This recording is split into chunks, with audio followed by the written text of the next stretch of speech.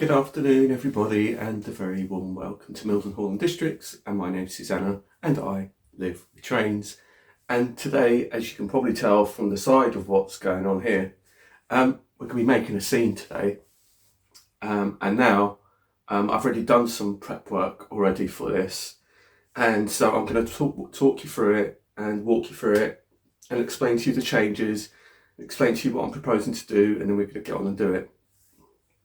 But first and foremost, I wanted to say thank you to all my subscribers who commented on my last video. I was very humbled by a number of people who said that that they'd missed my videos and to keep them coming, and they can make them a bit more regular. So hopefully that will be the case, but I'm not making any promises. But thank you so much for your concern, and thank you for your kind words. I really appreciate it.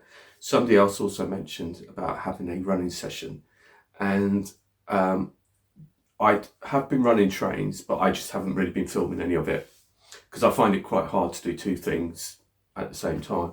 However, that being said, what we're doing today will have a direct sort of impact on probably the next running session, because what I'm probably going to be doing is testing the area that I've just done.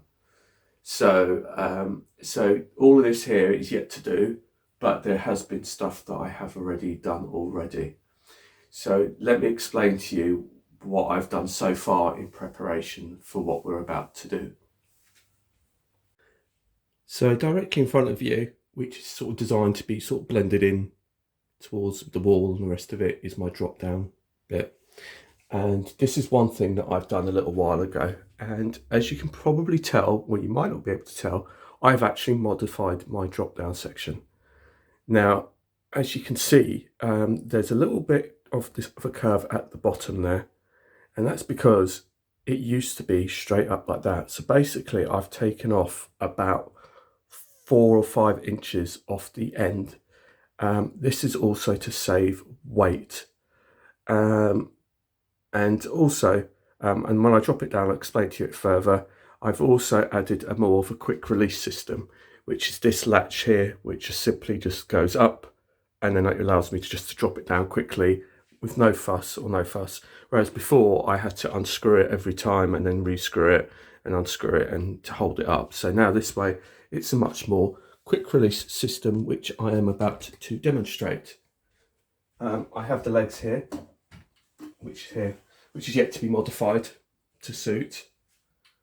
And then what we'll do is I will drop it down for you so you can actually see it in real time.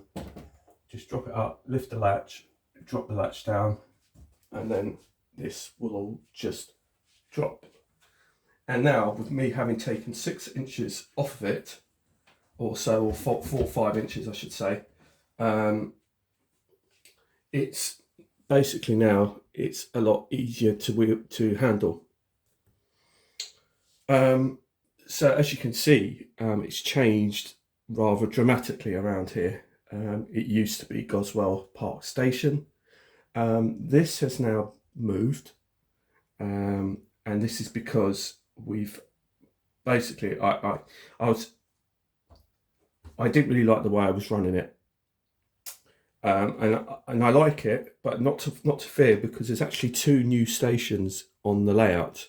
So we've lost 1, but we've gained 2. So overall, we've gained another station.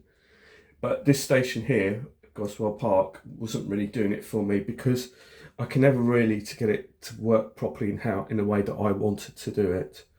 Also, one of the things I didn't like, and by the way, this is where we're going to be creating our scene today. We'll be along here. And then also what I didn't like is I've also changed and put it back to sort of the way it was really. The bridge. Let's just see if we can zoom in a bit. So as you can see, I've just taken out the kink. Obviously there was a track that used to go behind there, and it's very tight under there, and the track was very, very tight. And so I've decided that I'll put it back to the way it was and actually make it a proper sidings and somewhere for the workers to actually be able to access without basically not having any space to work with. So there's much more room for them to park their vehicles, and to offload, and there's a lorry there because I was experimenting, but we'll get onto that. And then this is the area that we're going to be working on, which is going to be this bit to redo this. So that's what we're going to be doing. And also there's another bit as well, which has enabled me to actually do some work on here. So I'll show you the next piece. Now our next piece to the jigsaw puzzle is this bit. And now I've redone this. The track plan is exactly the same. The track plan is exactly the same as it was when I showed you me doing, and just to get your bearings, that is St Anne's Station, for those of you who can't. Now, when I last showed you this video, this particular section looked very, very different.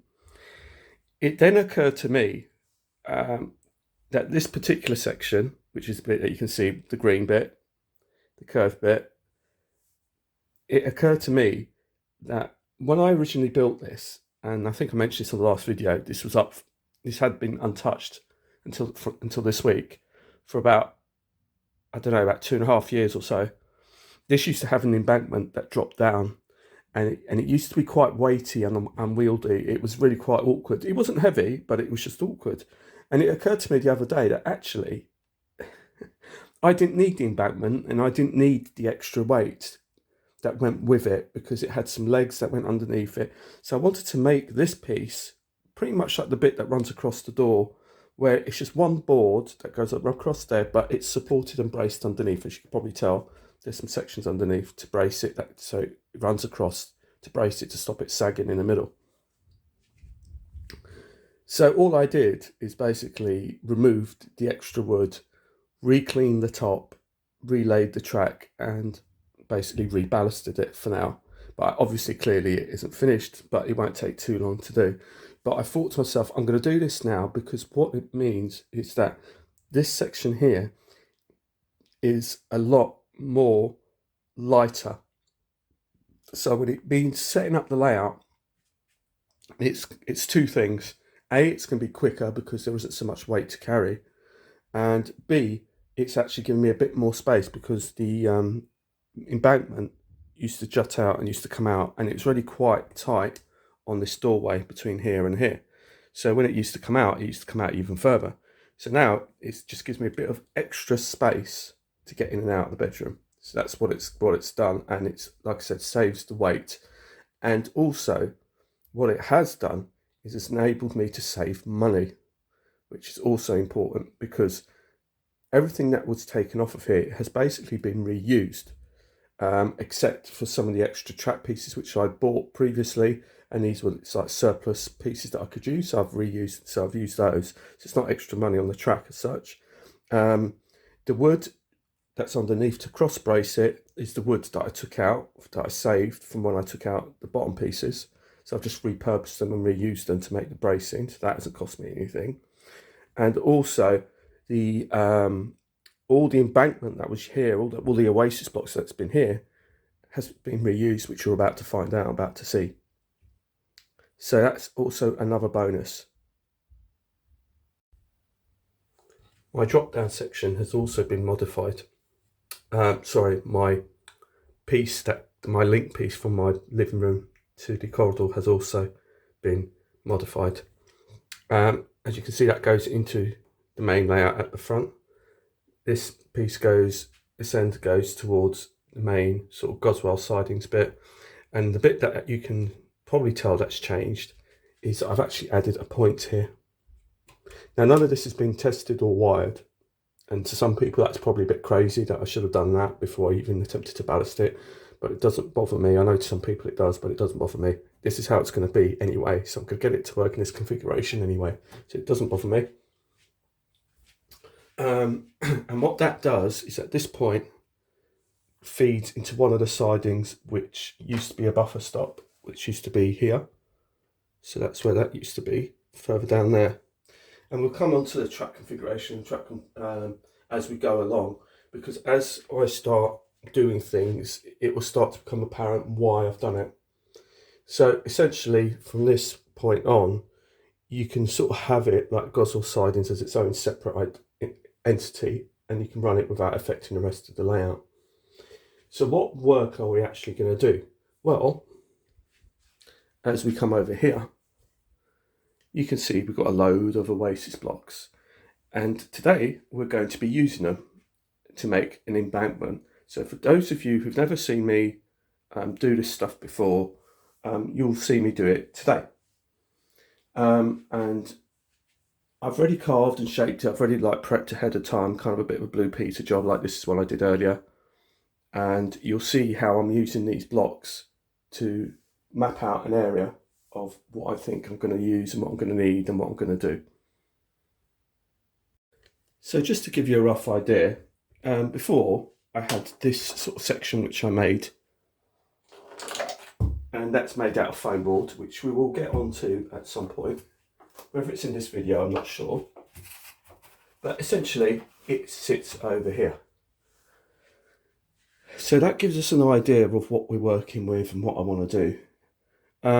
For those of you who are wondering, there are some holes here. But there were holes because previously I had a curved back seam and I slotted it into these slots, which is what that is. But we will cover those up as we go along. So as you can now see in front of you, I've got all of these Oasis blocks and they've all got bits of masking tape on it. Now that's because I've already, ahead of time, salvaged the Oasis blocks that I was using from the corner piece. And because I wanted to know whether or not I needed to buy any more, I wanted to get all the bits that I'd salvaged to see if I had enough Oasis blocks to cover the job. If not, I'd have to go out and buy some more. So that's why these were all sort of pre-done beforehand to see if I'd had enough. Otherwise, whilst I was out, I was going to go and buy some more. But as it turns out, I've managed to save all of these bits of Oasis block, and now we're going to create an embankment from them. So as you can see, they've all got bits of masking tape on it, and obviously they're numbered. And the reason why they're numbered is because as I laid them, I then decided that I wanted to make sure I don't forget in which position they go in. And so then when I laid them and I drew a pencil line, on the board, which you can't see for all the various colours, but I drew a pencil line on the board so I can get a rough idea of when I put this all back together, where it's all going to go. And obviously we're now up to piece number 3, and you just keep lining them up, is what I was doing, until I got to the point of where I was happy with it. Now these are going to go over here. So that's number 4. That's number 5. 6 is over there. That piece there goes there, so that forms part of an island, like so. And you can also, you can already see how it's sort of taking shape already. And as we go along here,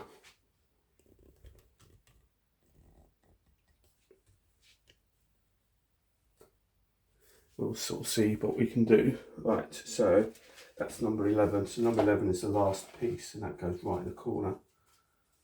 And then that's number 10. Number 9 goes like so.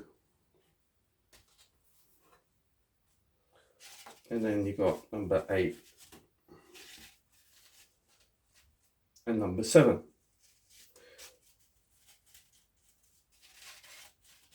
So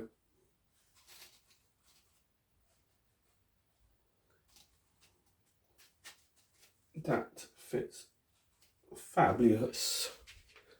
So as you can see, we've now got an embankment to play with all the way around. So that now, for me, it kind of gives me an idea of where things are going to go if you start to be able to visualize it. So this is all the Oasis block that I've salvaged, and so now it's all in the right places. I know it all fits, and there might need to be some trimming and sanding and stuff like that, but that's fine. And then as you come towards back towards here, it will all kind of come out in the wash. Now here's going to be the road, and as you can see, I've tested out my lorry, and it's really important to do this stage. I don't know how many people actually do, but I always keep saying it, because I drive large vehicles for a living, I always get an idea of, I always like to plan my routes for my vehicles, because to me, it's like, you know, some people on their layouts don't really think about the roadways and how it's all going to work. So the idea is that you can come along here, you can come along there, and that could be an out, or that could be an out. So I haven't decided yet, or maybe, you know, we can have an area for like maybe some plant vehicles or something like that. Now, word on the land and the landform itself, it's quite low, because obviously this has got to lift up against the wall. So this is actually the same height as the platforms that were here before at Goswell Park. So there shouldn't be any issues with it being lent up against the wall. So that's kind of why I've done that. Here I have a Oxford diecast Arctic lorry. And so I'm looking at this and I'm thinking, okay, can I get round? And at a push, I can. There's room there that I can do it. I can actually reverse it. I mean, it's going to be tight, but you can do it. You might have to shunt it a little bit, but you can. So I can do that. But then you want to maybe back it into the yard. And then this is where I find out that actually this doesn't fit, because it doesn't go through the smaller aperture, which is why we've got a smaller one over there, which is slightly lower, slightly shorter, and will fit underneath the bridge. So this is why it's always quite good to think these things through, see what actually works, test it, see what you want to do with it. Now, you could sort of say and argue that actually maybe the Arctic could come in here and then do the turn here, maybe stop here, because this is a yard, it's not getting in the way, have a forklift here, offloaded it, so you can still have Arctics here. And then when it's ready to go, you can just back out, and then, so you can do that. It's just that the Arctic won't go there because it won't fit through the clearance, won't have the clearance to get through. So it's always good to sort of like test these things and sort of work out your roads, where they're going to go, how it marries up with the rest of the scenery that you have, and thinking about, like I said, in my case, because this is a lift up section, how tall you want to make it. Now, I would have probably made the landforms quite a bit taller. I would have liked to probably put maybe some more detail, but the thing is, it's a height thing, and if I start putting, say, telegraph poles and things like that on here, it just won't work, because it's got to go up against the wall, and then I've got to keep taking it up and down all the time. But I'm really pleased with the configuration and how this is going to work. So that's what we're going to be doing. And as you notice, that this siding here at the top is actually a dead end. So this will be a freight only, sort of up to here, right up to the end. And then you can back the train in and run around the train and have that passing loop to do that, which is why there's an additional one down at the other end. But I'll explain it to you as we start clearing the decks. So the next thing I want to do is glue all these pieces together, which is what I'm going to be doing next. So as you can now see, I've now glued it all in. It's all ready to go, all done. And then it becomes a case of using sandpaper to start blending in all these pieces. So I've got some 100, and I'm just going to blend it all in, and then it will look a lot smoother and a lot better. You can leave it as rough if you want, and you can do it in any which way you can if you want. It doesn't matter which way you round, but I like to sand it all off and get a better, it goes on a lot smoother and it looks better. So that's what I'm going to be doing, is just sanding it and going over it.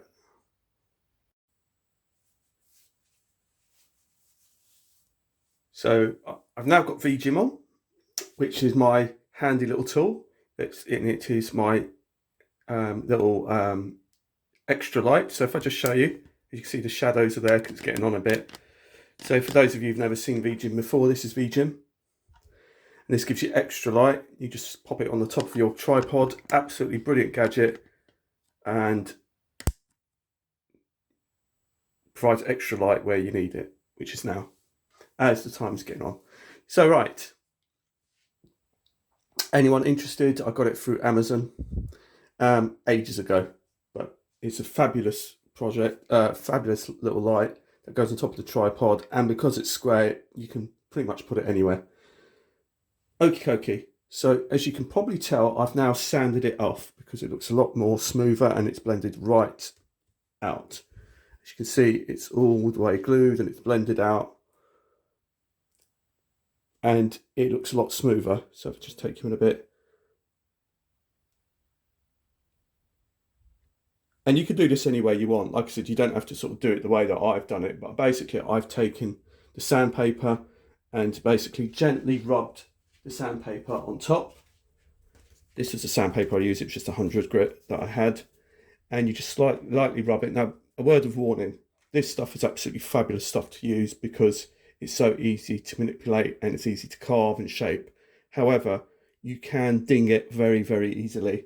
So you can take chunks out of it quite easily. So just be careful when you're handling this stuff because, like I said, even when you're opening out of the plastic packing, if you be a bit too zealous about it, you can end up breaking this very easily, the block very easily, or chipping it or whatever, and you might need the whole block. So just be very careful how you handle it.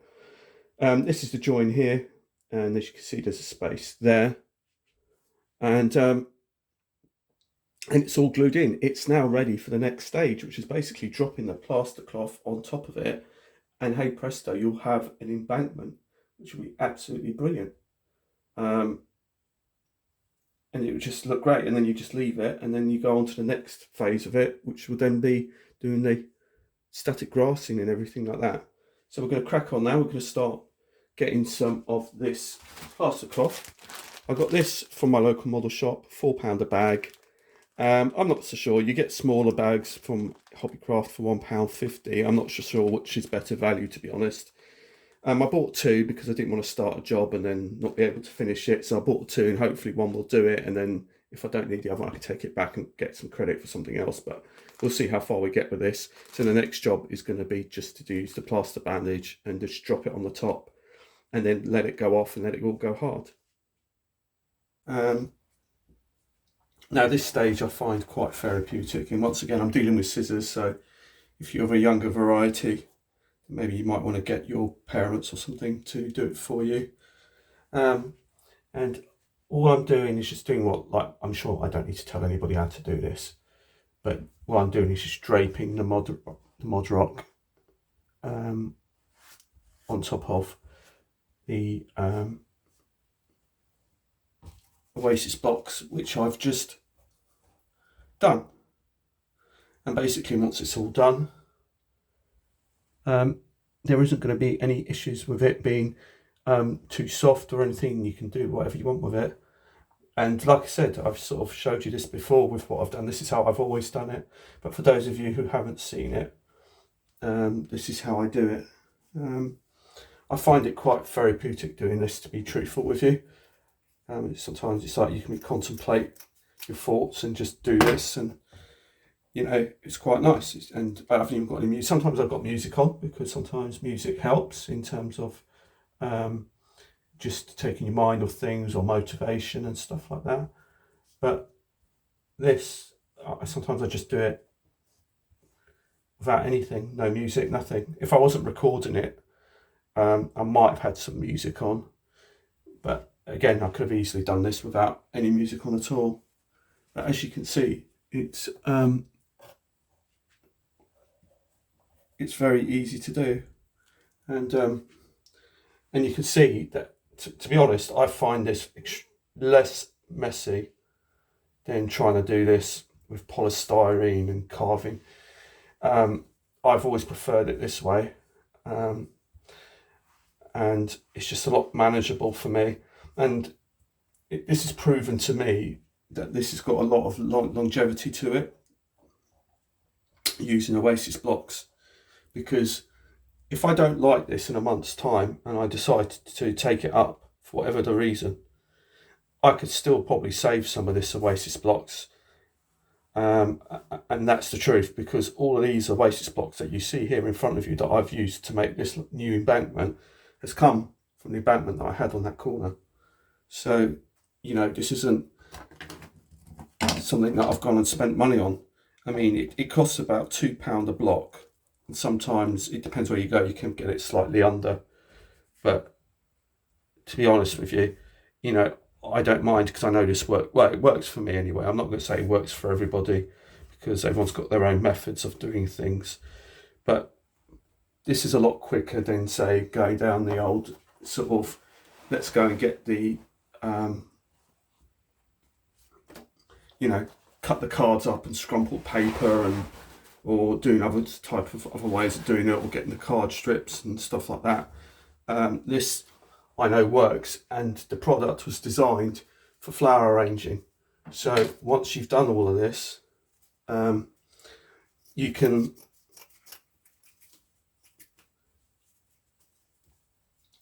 plant your trees on it, which is what I have done on many occasions, and you'll see it because I've actually got some new scenery to show you. It won't be in this video, but there is actually a new extension, 2 new stations like I mentioned earlier, and it's all done using a lot of these techniques. And this is very, very sort of cheap and easy way of doing things, and as you can see, it's not very messy. I mean, there is some mess attached to it, but this is nowhere near as bad as trying to use as polystyrene and all that kind of stuff. You're trying to carve polystyrene and it just gets everywhere, and it's just absolute nightmare trying to work with polystyrene. That's probably the worst medium, and it's also quite difficult to carve. And then the other thing is if you use you've got those foam cutters, and again they're the sort of tools that really kind of bother me and frighten me, because I just think to myself, they're not really something that I like the idea of using, if I'm being totally honest. I mean, some of them I think let off some sort of fumes and stuff like that. Again, this hasn't got any of that, because the products that I'm using here are readily available. They're cheap. You don't have to worry about, fumes and stuff. You don't have to even worry about too much mess, because even when you carve the foam board, the Oasis blocks, they usually come off in chunks, so they're really easy to manage in terms of sort of, let's move you around a bit more. I don't know how, hopefully this is all catching it, because I can't really see the screen, so hopefully it is actually the screen is actually catching what I'm actually doing. So the cleanup after this isn't that bad, in all honesty, and the results are pretty quick as well, instant, and then once this sets, it will set the plaster, the underneath of the plaster will just set absolutely lovely. It will set hard, and then you can automatically plant your trees and everything, and there isn't going to be any issues whatsoever with trees not standing up properly or anything like that. And it'll just sort of stand up like it should. So, like I said, I just find this very therapeutic. I really do. So, as you can see, this is what I'm doing. I'll carry on with this, and then I'll come back to you when I'm done. So as you can now see, it's all done. And as it turns out, one roll was just about enough to cover it all. So I'm really pleased. As you can see, there's a joint there. So I made sure that I can overlap it. Now, the important thing to do with Oasis blocks is when you do cover it in plaster cloth, make sure you get the back sides done as well as the front. So anything that's exposed, any Oasis blocks that's exposed, make sure that you cover it with some with some plaster cloth on the back, as you can see here. And the reason for that is, if you don't, then you can easily damage the Oasis blocks and the integrity from the back, I should say. So therefore, it's important to cover every sort of green piece of Oasis block in plaster cloth to make sure that it has its structural integrity. Like I said, because if you don't cover it, if you leave any green bits at the back, because you think, oh, nobody's going to see it, you can end up, through manhandling it, basically damage it through the back. So all the way through the back, it's all covered to make sure that it's got this strength, and it's got enough layers on it to give it enough strength. So this now just needs to dry out, and then basically we can add some basic colour to it. So then we can then got something to put the static grass on top of afterwards and moving on to the next stages. So as you can see now, I've now painted it up and waiting on it to dry. So it's all done, all the way along and into the corner.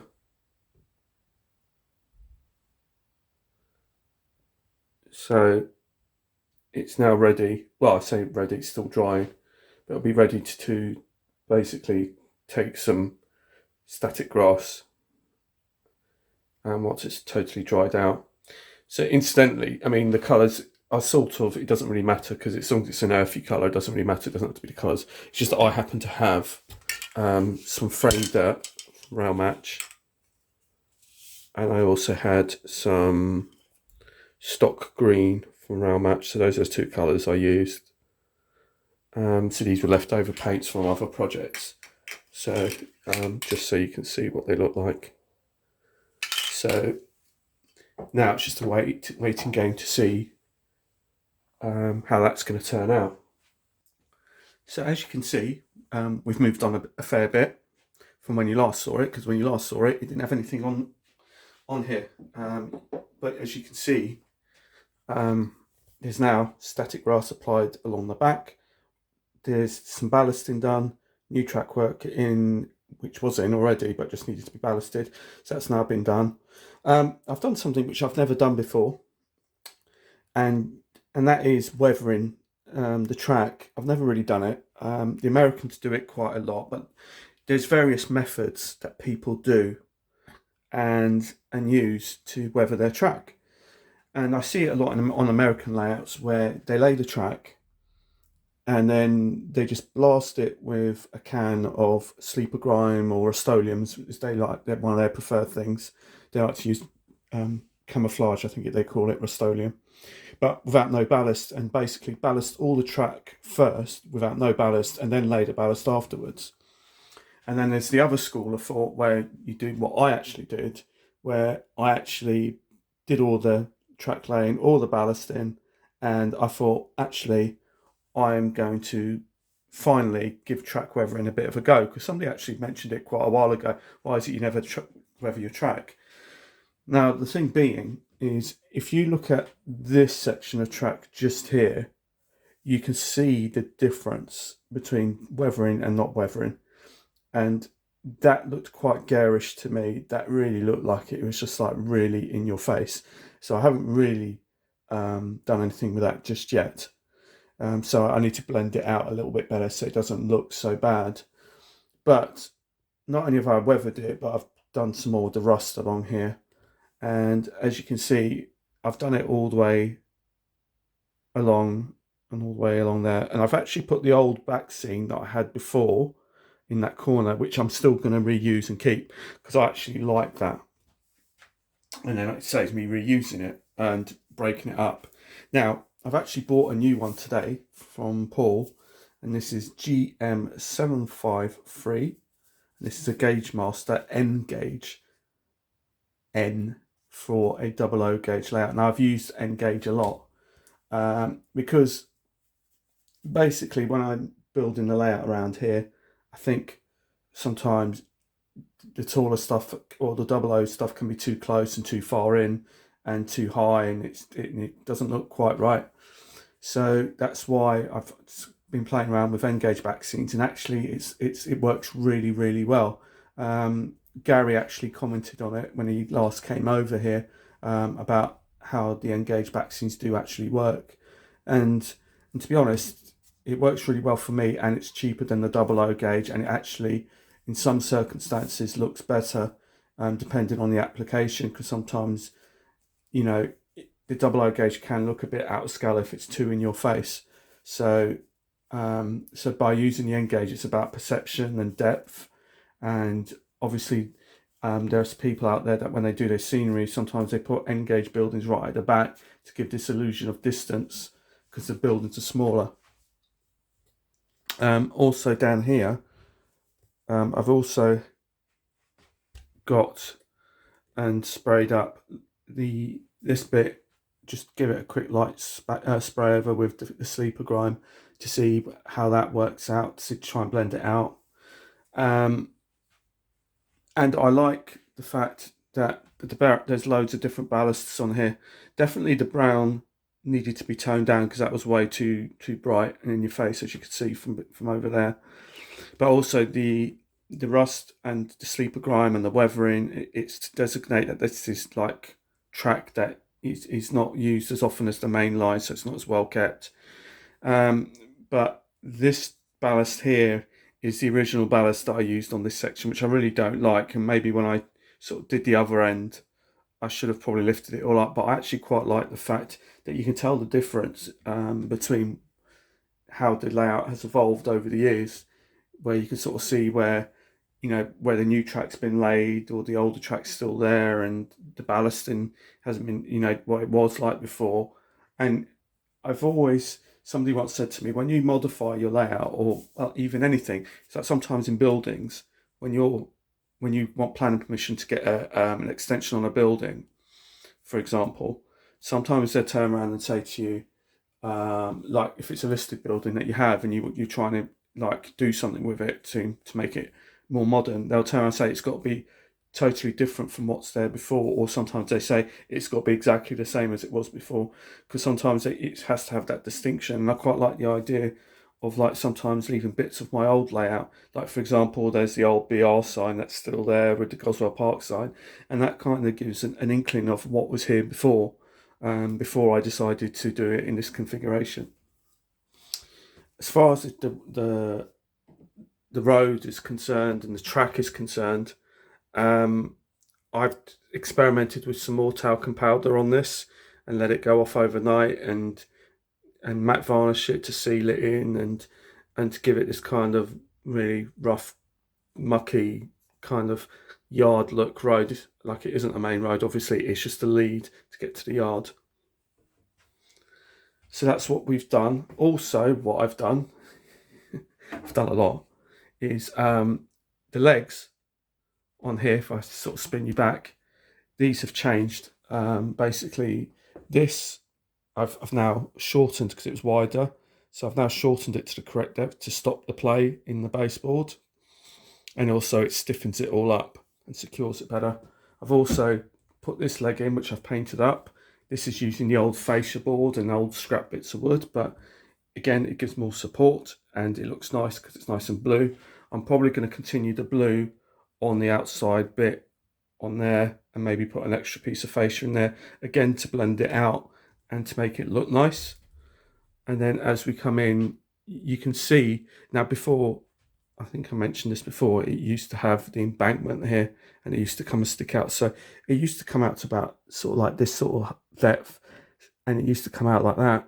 And so it used to take up a lot more room. So now I've got a lot more room to walk into this section without sort of tripping over it or knocking into it. And also I've saved a lot of weight on this unit as well. And I've reused the back scenes on both sides on that. And the back scene that I've bought will hopefully blend into that one there relatively well. But we shall see how that one's going to pan out in the wash. But I'm really pleased with what we've got so far. So for this last part of the video, we're just going to look at static grass. Now, I've got some back scenes to do, and I'll talk about them in a separate video because I've got a couple to do, and I'm going to do them in two different ways. And so I thought I'll give them a separate video of their own for those of you who are not sure how to do back scenes, because there's loads of back scenes on this layout. They're all printed. So I will talk about that on the next video, but I will put a back scene up just so you can have a brief look at what I've done in this whole video. So we're going to go over that in a minute as well, but I'm going to quickly show you how I do some static grassing. My static grass applicator is one of these off of eBay. I think when I bought it, it was about £20 or £25 or something like that. Nothing terribly expensive. These two bags are both Woodland Scenics. This one's the dark green 7mm, and this one's a light green 4mm. So these are just two colours that I happen to like. They do other grasses and things like that. I like the colour of the shades. All I've done is, as you can probably see, just mixed it in the pod. So there's just a bit of each in the pod, and I'm just going to go for it. So generally what I do with this is all now dry and solid, and I'll just quickly do some bits and pieces where I think might be needed, or where I want it to be more to the point. I'm not going to be particularly bothered about it, because nature is random, so you just put a blob where you want to do it, and then however it comes out in the wash is how it comes out in the wash. So I'm not particularly bothered about it. This is just to try and break up some of the lines and stuff like that, and just do that. And as you can see, I'm not particularly fussed about this. It's just some random white blobs on here. But it's easy just to try and do as much of the random white blobs now, and then do the static grass all in one hit. Kind of like a bit like a production line. And all I'm doing is just flattening out and spreading out the glue as much as I can, and then wherever it hits is wherever it hits, really. I'm not particularly bothered, to be honest. It's all part of just keeping it relatively random, because just do a bit more over here. Sometimes it will grow on you, and then maybe a few days later you'll look at it and you'll go, oh, I'll go back and go over it again, or something like that. So sometimes it is a bit like that, where you kind of have to see where it takes you. Like I said, sometimes it works, sometimes it doesn't. But I think the randomness is better. So like you said, you can just... So now I'll just put these random blobs here and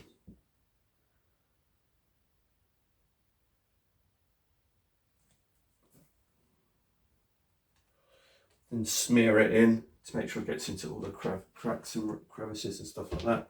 Just places where I think it might be. And then you've got to take all the glue off your fingertips, because I don't want to rub it onto my clothes. Right, and then you can sort of start. Now some people say you need to ground the pin. Other people say you don't need to bother. That's just what I'm used to doing, so I'll just do it and then just go over it.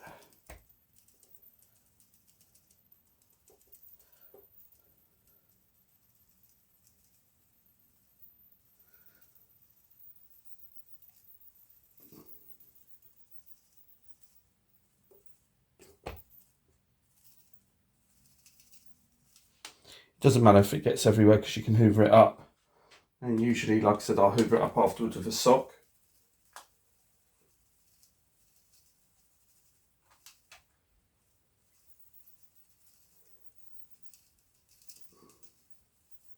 Which will give us a good old covering.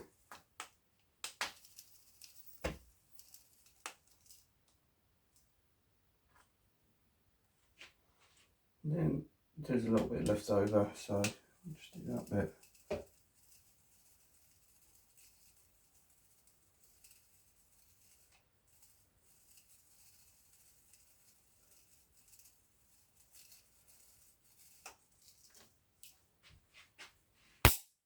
Decharge it.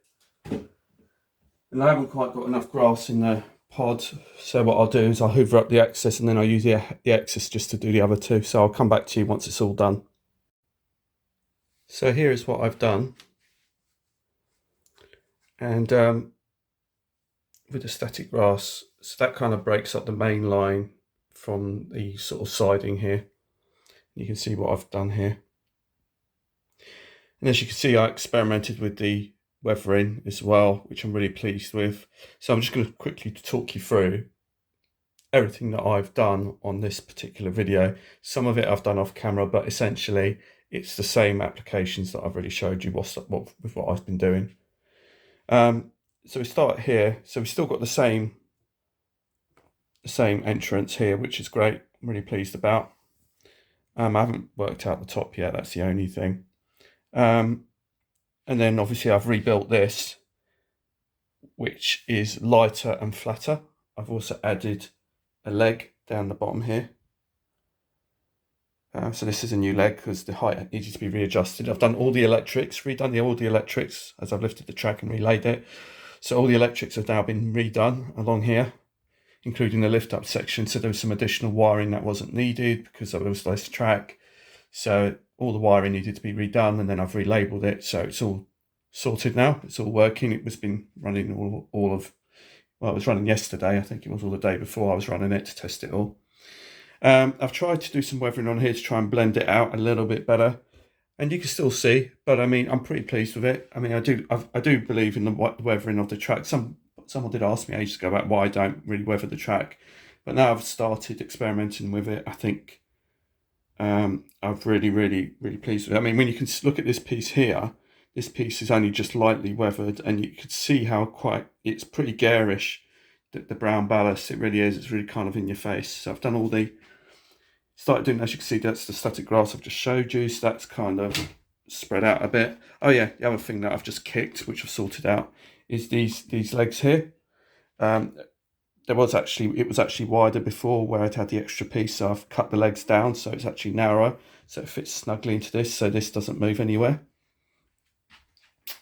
I've also done this bit of the road. There is a back seam there, which I've showed you. Like I said, I've got to go into the back seams on the next video.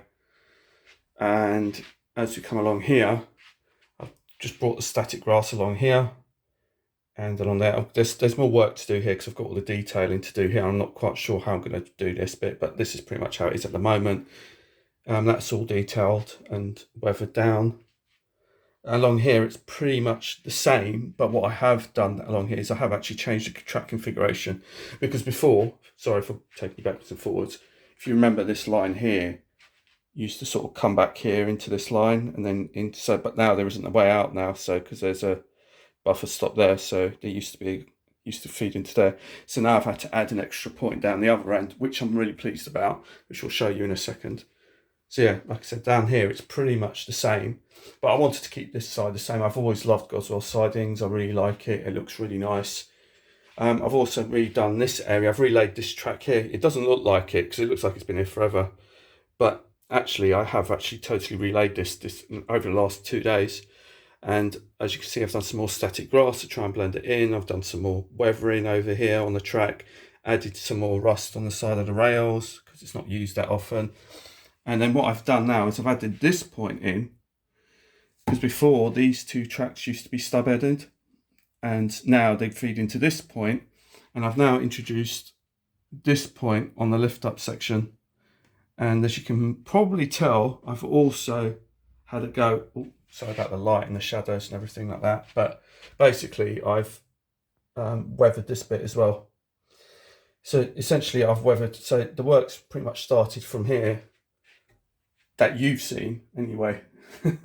There's a lot more that I've done that you haven't seen. But now what it does is it gives me a lot more operational value. So that means all 3 tracks now on the sidings are totally available through this point. So they're not stub-ended. But what I did is I actually left a small piece of track here with that buffer stop where it used to be. And it was something that somebody said to me, it's like when you kind of change your track, especially if you change it by quite a bit or something, that it just leaves elements of what was there before, and that kind of leaves a bit of intrigue. You know, somebody might ask later on, you know, oh, what's that for? That doesn't connect to anything. And you kind of sort of say to them, well, before the layout used to be stub-ended and now it isn't, kind of thing. And so it's always kind of nice to leave that little bit of intrigue and a little bit of history there that's there. It might not seem like much, it's quite subtle, but it is there. And like I said, all of this, it's essentially the same. The character's the same. It's just subtle changes just to improve it and improve the reliability or running. Actually, this bit's always been pretty reliable, to be fair. It's just operationally, I wanted to improve it. I just thought that the station that was here, when it went into there, as you could tell from before, it was just so tight and awkward and stuff. And I wanted to try and see if I could get the station to actually come back and marry into the rest of this part, but I couldn't do it. So I decided to take it out and actually make more of a feature of the sidings. So this will all be for works, traffic and stuff like that, and all the rest of it. So on the next video, we'll be talking about back scenes. So this concludes the end of today's video, and my apologies if it's gone on a bit. I'm not exactly sure how long it's going to be. It's just a load of clips filmed over a period of time, so I don't know how long it's going to be once I've added them all up. I hope you've enjoyed the build and shown you sort of some of the techniques that I use to make things and to improve things and stuff like that. And I'd like to thank you all for watching, and until the next time, my name's Susanna and I live with trains. Goodbye.